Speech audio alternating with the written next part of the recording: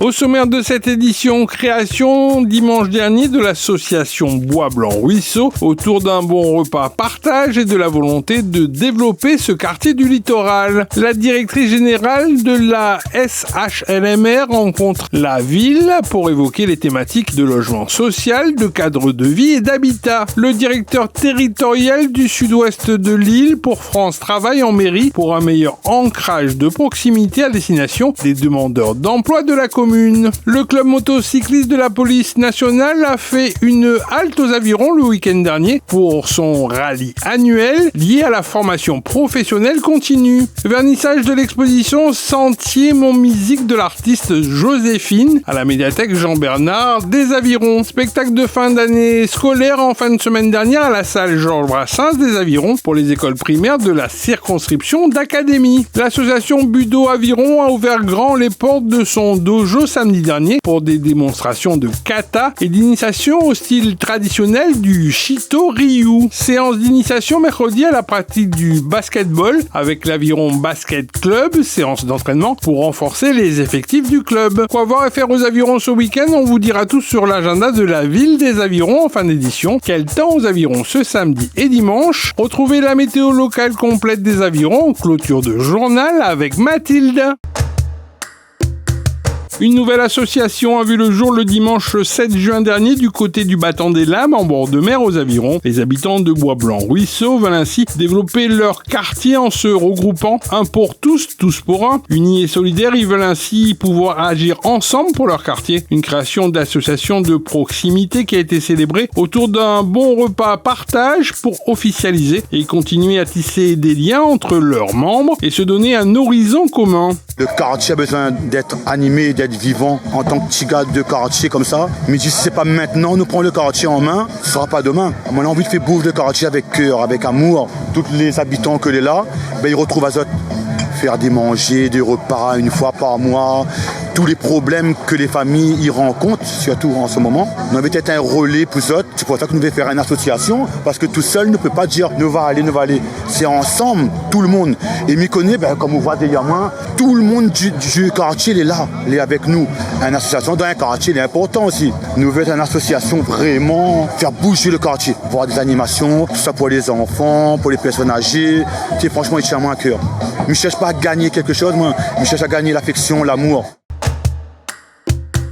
Valérie Lenormand, directrice générale de la SHLMR depuis mars 2022, était de passage aux Avirons jeudi après-midi. L'occasion pour cet ingénieur de formation d'avoir une réunion de travail avec la municipalité autour de la thématique du logement social, du cadre de vie et de l'habitat. Le logement social est notamment au cœur des enjeux de notre territoire depuis ces dernières années, avec le rôle clé joué par les bailleurs sociaux et en particulier de la SHLMR. Déjà, je voudrais les rassurer parce que la dynamique du premier mandat de Monsieur le maire a fait qu'il y a des logements en chantier sur les Avirons. On ne peut pas le dire sur toutes les communes.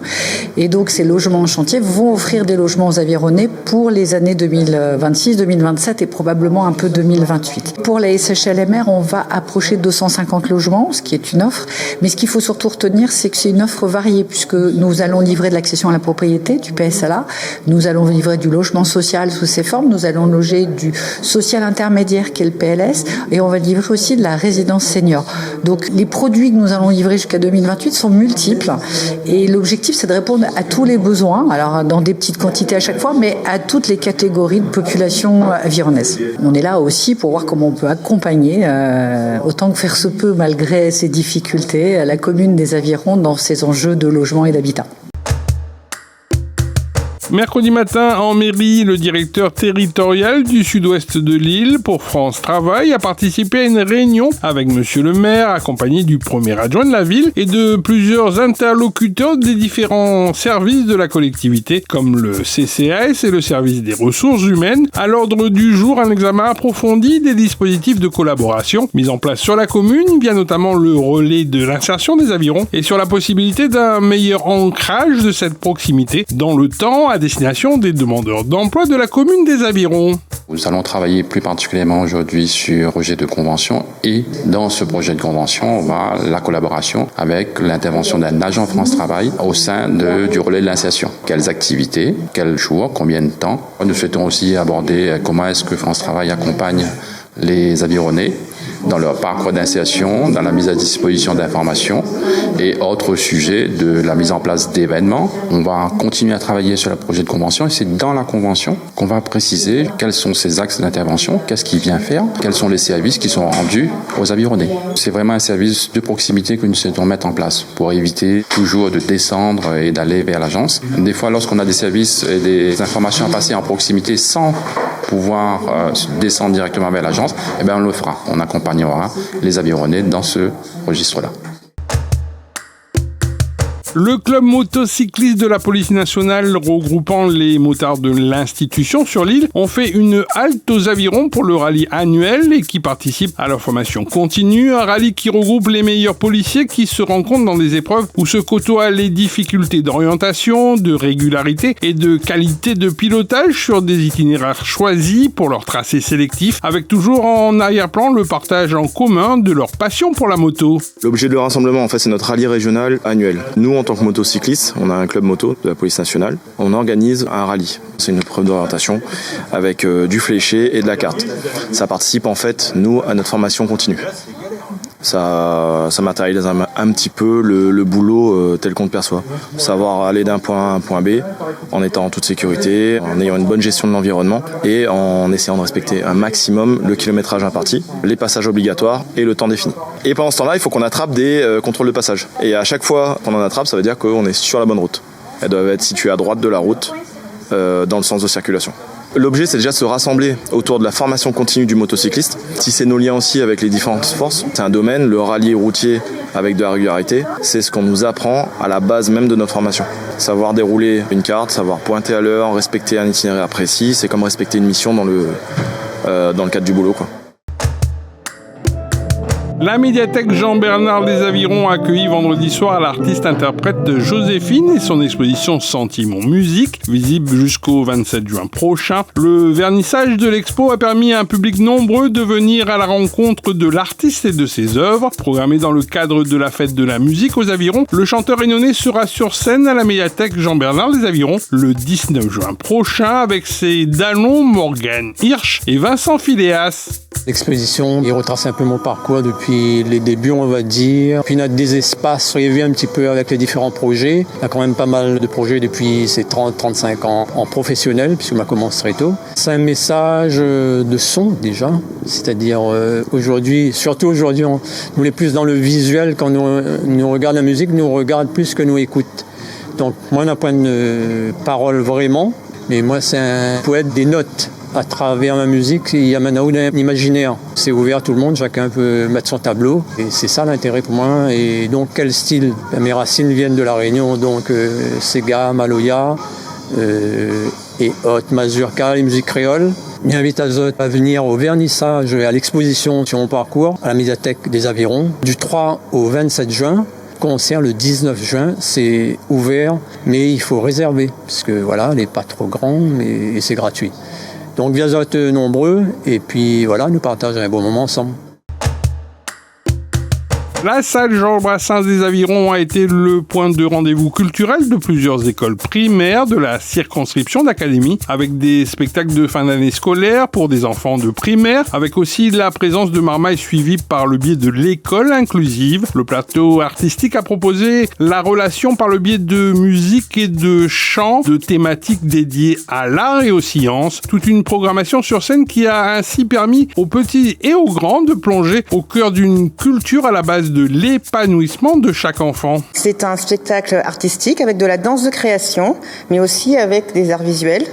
On a de la musique, on a vraiment toute forme d'expression et toujours sur la thématique des sciences. La municipalité a toujours été notre premier partenaire et aujourd'hui elle le montre encore plus fortement, non seulement avec la possibilité déjà d'avoir des intervenants artistiques, mais ce soir, plus particulièrement, nous disposons de cette belle salle. ce beau théâtre, la salle Georges Brassens. Et c'est formidable pour les enfants. Là, ça touche plutôt les cycles 3, c'est-à-dire CM1, CM2. Et puis, pour ma part, là, c'est le dispositif Ulysse, donc les élèves en situation de handicap qui ont été engagés sur le petit projet là que vous voyez derrière vous. C'est important pour plusieurs points. Déjà, pour leur faire toucher du doigt tout ce qui peut être autour de l'art, donc au niveau de la musique, de la danse, de l'art visuel. Mais aussi, c'est important pour tout simplement les mettre en projet avec des apprentissages qui ont vraiment du sens pour eux, qui arrivent à une finalité de spectacle à la fin, qui peuvent aussi montrer aux autres, aux parents, à tout le monde. Et donc ça, c'est une vraie finalité pour eux. Le week-end dernier, le samedi 6 juin, l'association Budo Aviron a ouvert grand les portes de son dojo pour une immersion au cœur des arts martiaux et de la pratique du karaté, avec au programme démonstration de kata et de combat. L'enseignement de l'association est basé sur le style traditionnel Shito Ryu, en quelque sorte la voie de la tradition. Le Shito Ryu se distingue notamment par sa fluidité, son art de l'esquive et par un travail de main ouverte, favorisant les saisies et projections. Suite à cette partie démonstration combat kata, il y aura aussi une petite partie technique et on enchaînera avec une petite demi-heure de cours d'essai où tout un chacun pourra essayer de voir un petit peu qu'est-ce que ça fait les sensations du tatami. Donc j'ai préparé une petite séance d'une petite demi-heure puisqu'après on va repartir pour les retardataires sur à nouveau une petite partie démonstration et encore un petit cours d'essai pour terminer l'après-midi. Comme je dis tout le temps à mes élèves, que ce soit ceux qui font du karaté uniquement pour le côté sportif ou le côté santé, ou encore pour ceux qui font de la compétition, la valeur que je veux partager avec eux, c'est qu'ils se fassent plaisir et qu'ils s'épanouissent. Je souhaite que quand ils montent sur le tatami, que ce soit là ou en compétition, ils y trouvent du plaisir. Bien entendu, on est sur un art martial où le respect doit être aussi primordial.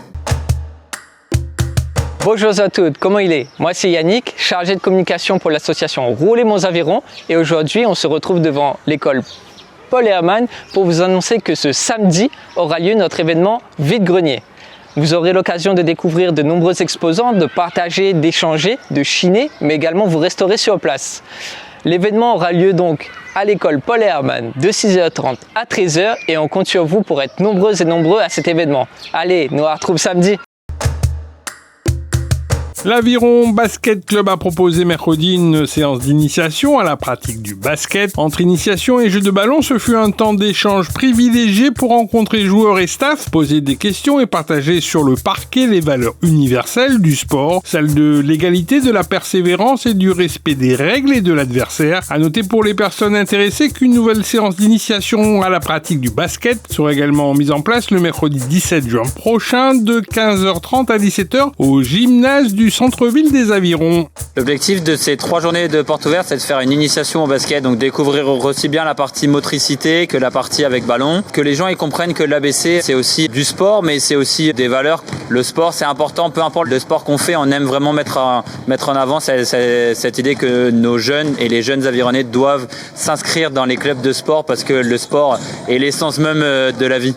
On est en train d'élaborer le planning pour l'année prochaine pour savoir un petit peu les tarifs des licences et les créneaux, donc faut pas hésiter à nous envoyer un petit message et nous on fera de la communication sur notre site internet et sur les réseaux pour que les gens ils aient les informations en direct. On a une chance exceptionnelle d'accueillir aujourd'hui Cyril, c'est un coach individuel qui fait beaucoup de camps de basket en France et à l'étranger, et aujourd'hui son objectif est de venir partager sa passion de la balle orange avec les jeunes pour travailler autour des skills individuels, donc tout le travail de fondamentaux avec ballon, découvrir des nouvelles méthodes d'entraînement qui sont finalement différentes un petit peu et qui se rapprochent du modèle américain. C'est vraiment ça l'idée, c'est découvrir un autre basket et une nouvelle façon de s'entraîner. Défaite le week-end dernier pour les joueurs de l'Olympique Club des Avirons qui s'inclinent face à la formation de l'US Sainte-Marie sur le score de 4-2 qui, avec cette victoire, caracole en tête de la compétition. Un revers qui n'enlève rien au bon début de saison des hommes de Samuel Leveneur qui joue actuellement le haut du tableau de ce championnat de régional de Poula. Les footballeurs avironnais devront à nouveau croiser le fer le samedi 13 juin prochain face à l'un des cadors de ce championnat, la formation de la Ravine Blanche du côté de Saint-Pierre.